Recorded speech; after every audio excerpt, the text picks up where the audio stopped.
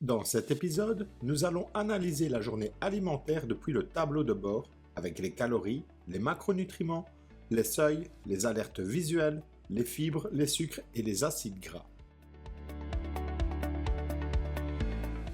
Avant d'utiliser le tableau de bord, Diet Helper vérifie que le profil énergétique du client est bien configuré. Si l'Energy Scope Tracker n'a pas encore été configuré, Diet Helper bloque l'accès aux repas, aux collations et au tableau de bord. Ce n'est pas un blocage administratif, c'est une sécurité de calcul. Sans AJR, Diet Helper ne peut pas répartir correctement les calories, les protéines, les lipides et les glucides.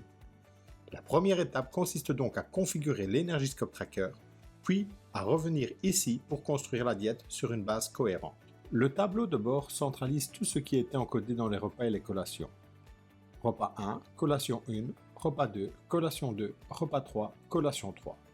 Tout est regroupé ici pour donner une lecture globale de la journée. L'objectif n'est pas d'encoder les aliments depuis cette page, mais de contrôler la cohérence complète de la diète. À gauche, vous retrouvez la répartition des calories par repas et par collation. Le coach peut immédiatement voir si la journée est équilibrée ou si une partie de l'apport est trop concentrée sur un seul repas. Au centre, Diet Helper détaille les protéines, les lipides et les glucides. Vous avez à la fois les grammes, les calories, les totaux et les pourcentages par rapport aux repères définis. Ce qui compte ici, ce n'est pas seulement le total de calories, c'est la structure de la journée. Une diète peut être correcte en calories, mais déséquilibrée dans sa répartition nutritionnelle. La cible protéique est calculée selon le poids du client et le type d'activité physique sélectionné. Le repère correspond à un grammage par kilo de poids de corps. Diet Helper affiche aussi la part de protéines d'origine animale. Ce n'est pas une obligation alimentaire, mais un repère utile pour réfléchir à la couverture en acides aminés. Le coach reste maître de son interprétation. Le bouton Personnaliser les apports permet d'adapter les bornes minimum et maximum utilisées pour lire la journée complète. Vous pouvez ajuster les protéines, les lipides et les glucides. Les lipides sont donc bien réglables. En revanche, les acides gras ne sont pas réglables. Ils restent basés sur des repères de l'OMS. Le type d'entraînement permet aussi d'adapter automatiquement la cible protéique. L'intérêt est simple. Le tableau de bord s'adapte à la stratégie du coach au lieu d'imposer une lecture unique. Quand des valeurs ont été personnalisées, Diet Helper les affiche en bleu. C'est un repère visuel important. Le coach sait immédiatement qu'il travaille avec des réglages adaptés et non avec les paramètres d'origine. Pour revenir aux valeurs de départ, il suffit de rouvrir la personnalisation puis de cliquer sur Réinitialiser. Les valeurs par défaut s'appuient sur les repères présentés dans mon livre Conseils de coach, édité chez Vigo. Elles donnent une base de travail cohérente, mais elles restent ajustables. Le coach garde la main selon le profil, l'objectif et le contexte du client. Les couleurs servent à attirer l'attention. Le jaune signale une valeur insuffisante, le rouge signale une valeur hors champ ou un dépassement. Mais rouge ne veut pas dire automatiquement erreur. C'est au coach d'interpréter selon le client, l'objectif et le contexte. En bas, Diet Helper donne une lecture plus fine de la qualité nutritionnelle. On ne regarde pas seulement protéines, lipides et glucides. Les acides gras saturés, monoinsaturés et polyinsaturés apportent une lecture complémentaire sur la qualité des lipides. Les fibres et les sucres permettent aussi de contrôler la cohérence alimentaire de la journée. Cette partie aide le coach à éviter une diète correcte sur le papier, mais faible en qualité réelle.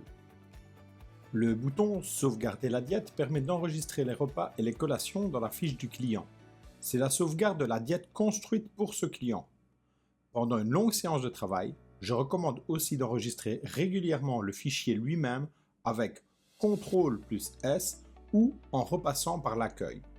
Ce sont deux sécurités différentes, sauvegarder la diète du client et préserver le fichier en cours de travail. Dernier bouton à signaler sur cette page, Note du coach et Assistant IA.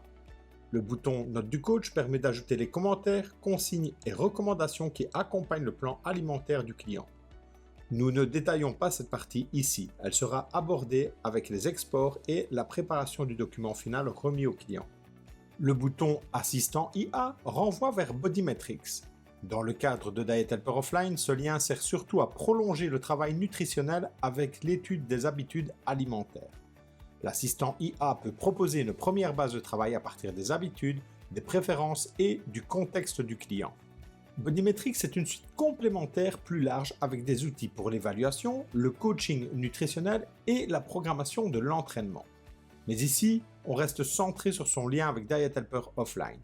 L'assistant IA ne remplace pas le coach, il aide à structurer un point de départ que le professionnel peut ensuite analyser, corriger ou adapter. Diet Helper Offline fonctionne parfaitement sur Bodymetrics. Bodymetrics reste un abonnement complémentaire. On revient maintenant au tableau de bord. Son rôle est de centraliser tout ce qui a été construit dans les repas et les collations.